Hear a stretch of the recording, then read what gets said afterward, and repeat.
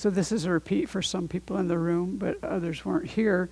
I've been thinking about some things that His Holiness said in this book called Illuminating the Path to Enlightenment, which is a commentary on Atisha's text. And so I'll read this again and then just try to think together and invite you to think about one part of this. He says, time is always moving minute by minute, second by second. As time moves on, so do our lives. Nobody can stop this movement.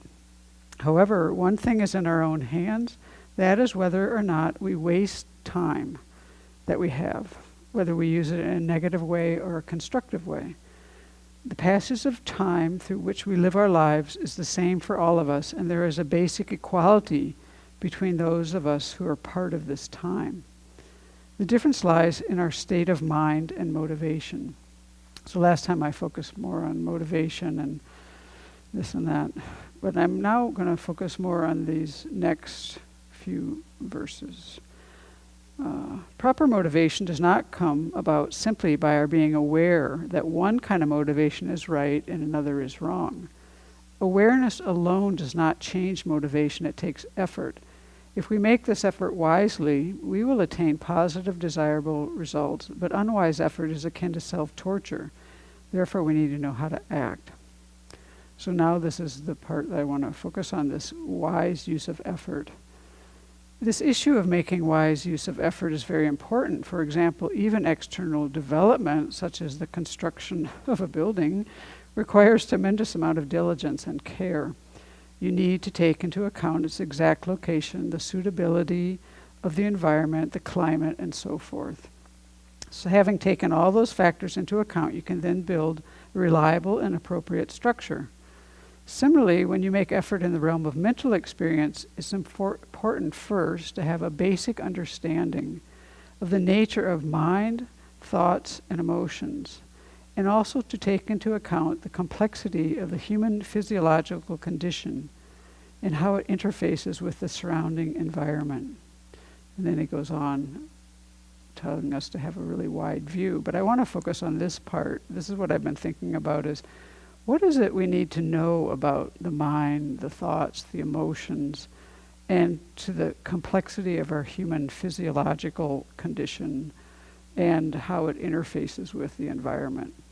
So this is what I've been pondering for some time, and I realized after I pondered this for, I don't know, the last week or two, that I actually know so little about this. Hard to say much. So I invite you to think about that and give me your thoughts. One thing that came to mind really clearly was that we are intoxicated with our youth when we're young, and we don't have much, I didn't have anyway, much awareness of the mind-body connection, the mind-breath connection, the mind-breath-body connection, or what I was doing with my body in the environment I was in. Like you just kind of ran around like a child full of energy all the time until you fell into bed at night when I was a kid, right? Ran around all day, very active, and then crashed at night. And I think that we were talking the other day about how, it's a different thing when people who have been herding yaks all their childhood get instructed in meditation. When you think of our childhood, were you out just kind of roaming in the meadows, or were you like and watching things change every so many seconds on a screen, which is what kids are introduced to now at young ages, where on TV things change so much that you don't really have any sustained attention. I mean, what are we doing to our physiology in this way? So that's one thing that came to mind, is how unaware I was of the impact on my mind, I would say, of what I was doing with my body as a child. And then when you get into adulthood, and I worked with people with their physical problems for many years, it seemed to me like when people hit their 30s is when they started to kind of wake up to maybe it matters what I'm doing and how I'm living in terms of how my body's going to last, because we have a young body and we don't have to be so concerned. But then when things start falling apart, you have to maybe start thinking about, how am I going to get this old car to last another 50 years? Like my mom, who's 90, always just says, both my parents used to say, the warranties are running out.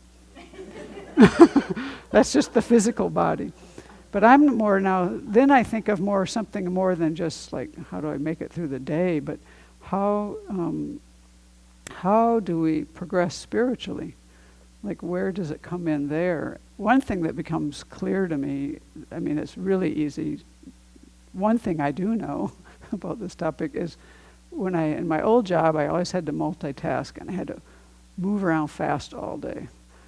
And I did that for many, many, many years. And then when I moved here, it took me about 2 years to be able to walk more slowly. And one day when I was at work in my old job, I injured my foot. And I went to work and I should have been on crutches, but as a physical therapist, people really give you a hard time when you're on crutches, like you're not allowed to be injured. And it was so inconvenient that I just couldn't deal with them. So I had to walk as slow as a snail for like 2 weeks in order to get around. And I went home every day and I was so relaxed. It was so good for my mind. It was a huge lesson for me that, walking around fast all day, rushing around all day, multitasking makes, just the fact of walking more slowly, because everything else about my day was maybe even a little harder, because I couldn't walk around so fast and get from here to there. But I was so much more relaxed. And so then, of course, I've noticed that here with walking meditation. But I have a sense that His Holiness is probably pointing to much more than this. And then I started thinking about, well, maybe this is the area of what yogis learn about, how to really use the body. But I think even for us more, day-to-day practitioners, that we can actually pay attention to this in multitudes of ways. I think in many, many ways. We've talked a little bit about things here about, what's happening with your hormones, essentially, your, not just cortisol, but epinephrine, what is it? Adrenaline, that's the word we use. Adrenaline and things like that we spike off and make ourselves have certain experiences. There's whole kind of the body side of it, but then the interface with the mind. And so there's so much to learn in this area. So anyway, if now I'm putting the onus on you to think about this and share your thoughts in some way, not necessarily in this format, but maybe more informally. So thank you.